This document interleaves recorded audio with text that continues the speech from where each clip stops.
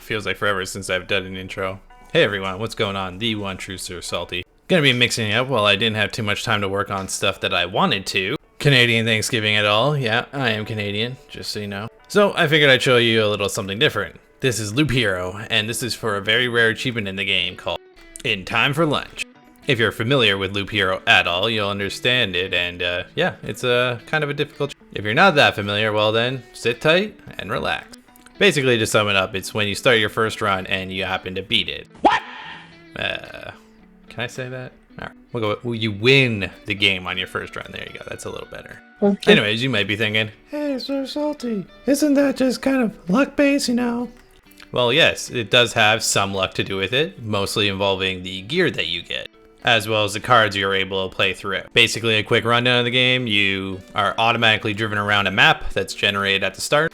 And most of the cards that you get create a spawn location for monsters that involve you getting more gear and all that kind of stuff and leveling up. Some are more like passive, so you play mountains and you kind of play them together to create bigger mountains. And for each mountain you play, you get more max health, and the meadows beside them, they give you more health recovery per cycle that you like walk around the map. So there is kind of a little bit to explain about this game, but basically I'll just run down what causes you to get a good enough attempt to get this achievement. I'm not saying you're gonna get it the first time. Yeah, it took me quite a while, like definitely like upwards of six or more attempts, but this will give you the best chance of actually beating the game on your first try. So very simple, you want to stack as many of the big mounds you can. Rocks are okay, but you don't want to play as many of them, but the rocks will still count as max health, which is important.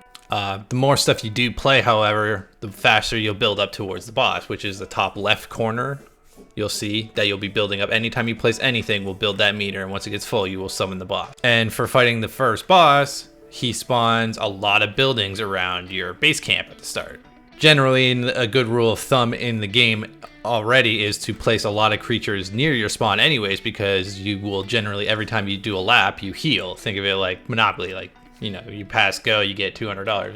Well, This is gaining a bunch of health. So you tend to place a lot of creatures at the beginning and maybe like stagger them throughout. Maybe have like a collection here, a collection there, but generally bunch at the start and then kind of spread out other creatures throughout. The other main reason for this is when the boss does spawn, he spawns a bunch of buildings around the base camp, which is very important because each of those buildings that he's able to place gives him a percent, I think 10% per building for attack and health. So it is very imperative that you leave him very little room to actually work his magic. Oh, nice solid lich joke.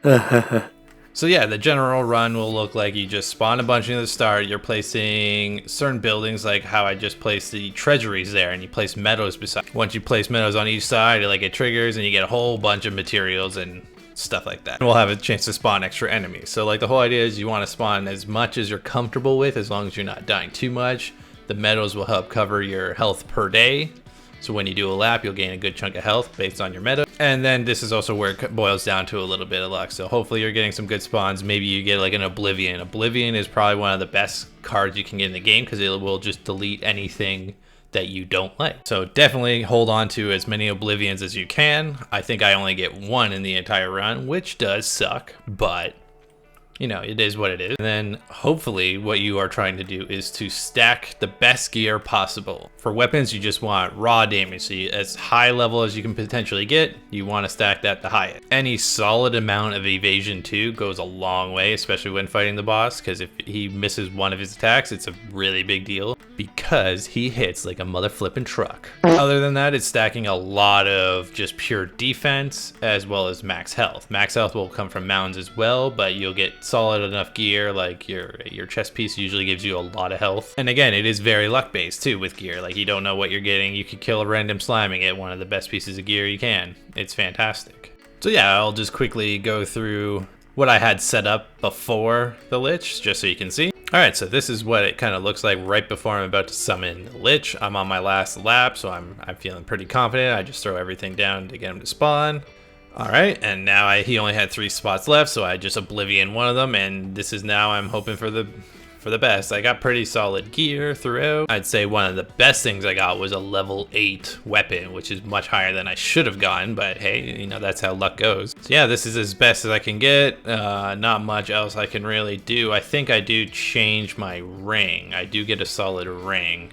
Yeah, I think I just change it out once I do happen to get it. It's like a blue ring. It gives like a bunch of evasion, which I kind of compare like, oh, I do lose vampirism, but you know, that is 16 or I gain 8% more dodge, which will put me to like 26, and then I'll be good to go. 26% dodge, like it's good math. Like it's just good value no matter what. And here we go. Just as like a closing note, you know, thank you all to my subscribers and anyone watching this. Like, I know it's not something I would normally post, but I didn't have enough time to post a lot of things that I wanted to. But I'm working on it. I'm cooking. But, you know, a lot of stupid plans this weekend for visiting family and whatnot. But anyways, thanks for watching. I appreciate it. And then there's the achievement right there. 3.5% people have it. It's pretty rare. I like doing these. So yeah, don't forget to like and subscribe. I'll have some more Mortal Kombat 1 content coming out on Sunday. It should be pretty good. So have yourselves a good weekend and take care. And catch you on the next one.